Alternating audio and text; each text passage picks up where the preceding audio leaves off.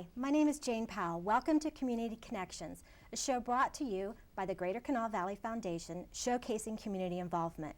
Today we're going to talk about the Childhood Language Center, and our guest is Holly Martin, Executive Director. Hi Holly, welcome to the show. Hey, thanks for having me. So let's just jump right in. Tell me about Childhood Language Center. Well, the Childhood Language Center is a free speech and language therapy clinic for children. We have been in existence about 25 years in Charleston, and we treat about 100 kids right now absolutely free. 100 kids? Yeah. Wow, and that's 100 kids per year? Yes. That's a lot. And they're coming every week, so that's thousands of therapy sessions a year that these kids are getting. Okay, so when you say you treat them, tell me what that means and what are your services? Our speech and language therapists are certified to do speech and language therapy as well as feeding and swallowing therapy.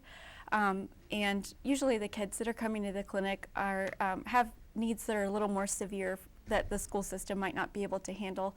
The kids may have any type of disability or delay from cerebral palsy to Down syndrome, autism, hearing impairment, cochlear implants, speech disorders, and a number of other things.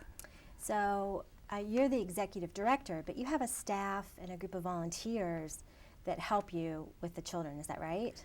Right, we have 4 therapists, 1 full-time therapist and 3 part-time. We're there Monday through Friday, 8 to 5, treating kids. And then we do a monthly group therapy session as well as a summer camp for all of our kids. Wow, and you don't go into the schools, am I right when I say that? They Right. actually come to you. Right, they're coming for individual private therapy when they come to the clinic. Most of them will come for 30 minutes a week with their therapist, and we have a huge range of clinical equipment, everything from iPads to a ball pit and everything in between to help the kids engage and work on sensory issues as well as speech and language issues, and then the feeding and swallowing therapy that many of them need as well. Okay, and where's your office located? We're at 406 Capitol Street in the Scottish Rite Temple. Okay. The Scottish Rite founded our clinic, and nationwide the Scottish Rite, that speech therapy is their chosen philanthropy, and they have founded hundreds of clinics like ours across the country. Oh, that's really nice. Yeah.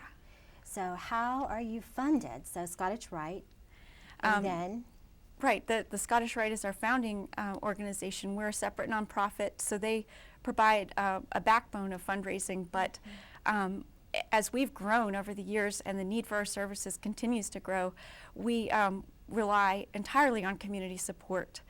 So we have fundraisers, grants, donations, and it's a patchwork of fundraising that comes in from many sources. So I know you have a big fundraiser coming up, and I'm very excited to talk about it, but let's just do a couple little things before that.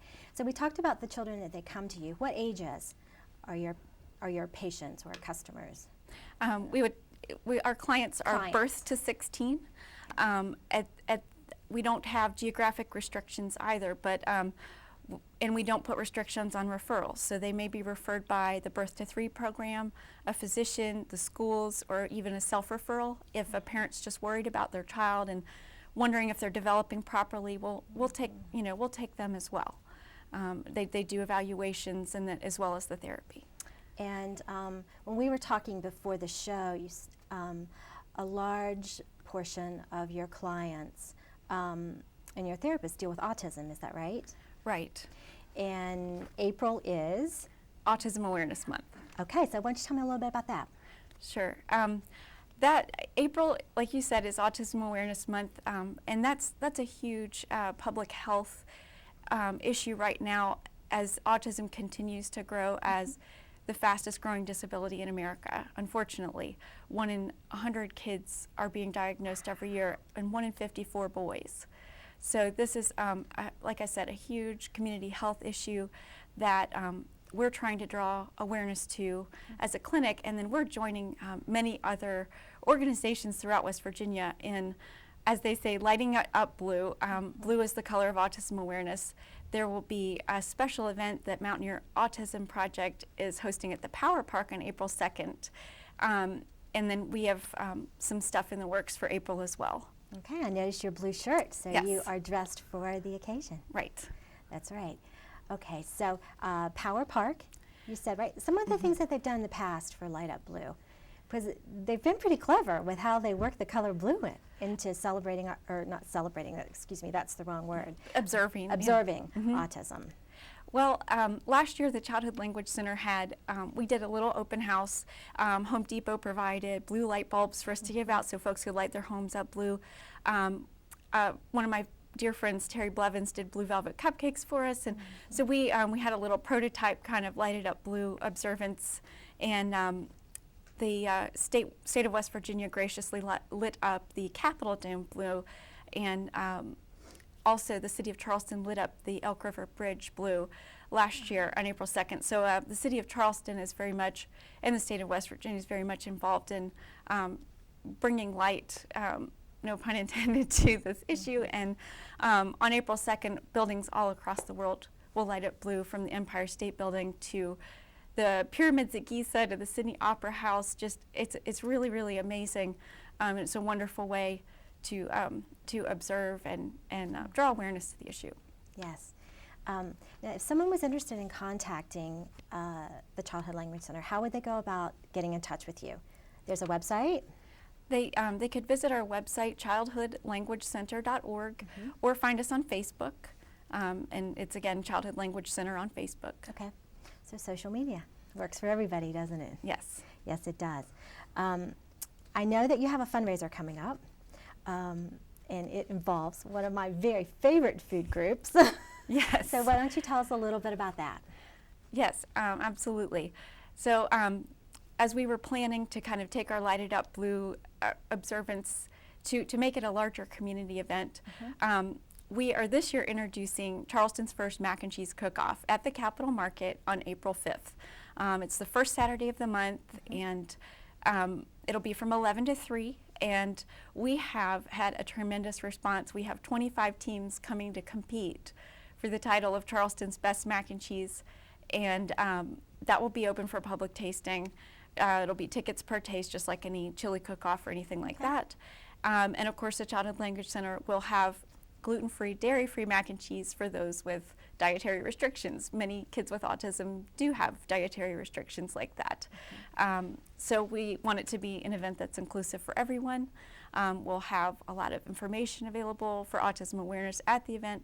But mac and cheese is just something that kind of brings a smile to your face. It's a food that's friendly for all ages, and we really wanted to open our arms even wider to the community and provide a fun community event that everyone can enjoy. Okay. So you said you've had good response. You've had 25 teams already. Yes. Are people still able to sign up to be a team, or has there been a cutoff date and now they're all perfecting their recipes? I know that they are. I've heard they are running multiple test batches, and we're really excited to see that the entry titles have been really creative. The team category is closed now to make sure that we have enough room for everybody. Okay. However, we do have a separate division specifically for hometown cooks. And these are folks that only will need to provide a small quantity for the judges, about a crock pot, 2 quarts. Yeah. Just enough for the judges to taste. That registration's still open, and we encourage people to sign up. They can register online at childhoodlanguagecenter.org. The registrations form is on there if they'd prefer snail mail. And those folks will be competing for cash prizes. And so again, that's a separate division. It's still open, and we encourage folks to sign up. Okay. Yeah. All right. Oh, I might have to go through my recipe book tonight. I love macaroni and cheese. But it's a great cause, and it's a great way to bring awareness to autism. So yes, I like the pairing very much. I know that autism is a big part of what you do, and we've talked about your speech therapists and how they're involved with the kids. But can you give me a specific example of how a child has been affected? Well, I don't want to infringe on anyone's privacy, but a story that we can relate to. Absolutely. And I know one of our families that took part in our Lighted Up Blue kind of open house last year is very active and sharing their story, and I don't think they would mind if I share. Okay. But one of our clients, his name is Nathan. His picture is actually on our website, and I believe he's 10 now. He started coming to the Language Center when he was 3 years old. Oh, I think Nathan's on the screen right Okay, now. and this is actually Navarre, but if Navarre, folks excuse me, visit okay. the website, they will see some pictures of our kids and find their stories there, so they can go to our website and read Nathan's story. Okay. Along with Navarre and several of our other kids. But Nathan has autism and also had some feeding disorder that came with that, and couldn't really eat or stand the texture of any food with texture. And so he, through feeding therapy as well as speech therapy, he's now able to eat foods with texture, which is a big relief for his family. Because as you can imagine, it's hard enough to feed your family dinner, but then when you have a child with dietary restrictions or needs, it gets even more complicated. When he first came to us, he could not express himself without the help of a picture book and pointing. Now he can express himself in full sentences and interact pretty much like a normal boy. That's great. So that's just one example of how this therapy takes a child from using a picture book to actually being able to communicate and eat normal foods, and it's really, really tremendous. But it may take years and years of therapy, depending on how severe the child's situation is. Right. It's just, I'm sure their family is so grateful. And I know you have the therapist, but are there ways that people can volunteer to help your organization, to help in any way? Absolutely. We have a wonderful team of volunteers, and we encourage anyone who's interested to get involved. There are so many ways to get involved and connect with folks. Whether I know this issue touches a lot more people than we think. If you think 1 in 54 boys, everyone knows someone, and it seems everyone has a speech therapy story. It's the most common developmental delay in school children. 1 in 10 children will need a speech therapist. So this is something that touches everyone, and if this is a personal issue to someone, they want to come join our volunteer team, we encourage them to do so. We have a number of special events through the year, and then group therapy sessions, even if they want to help us out, and summer camp. So there's lots of ways to get involved. So summer camp, that must be in the planning stages and coming up right now. Why don't you tell me just a little bit about that? Yeah, our summer camp we offer for all of our kids as well, and a lot of them will bring their siblings. We really emphasize integrating the family into therapy. So we encourage parents and siblings to be at our group therapy. When the parents and siblings are learning along with the child, they can then take those skills and work on them at home, and everyone helps in therapy, and it's everybody working together on it. So summer camp we're in our 5th year now, and it's been just tremendously successful.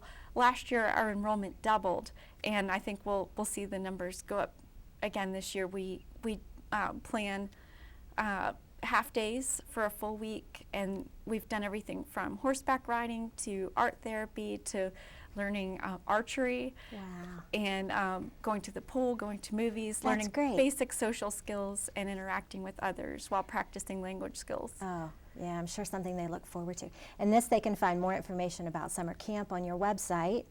Right, and that's for the children we treat.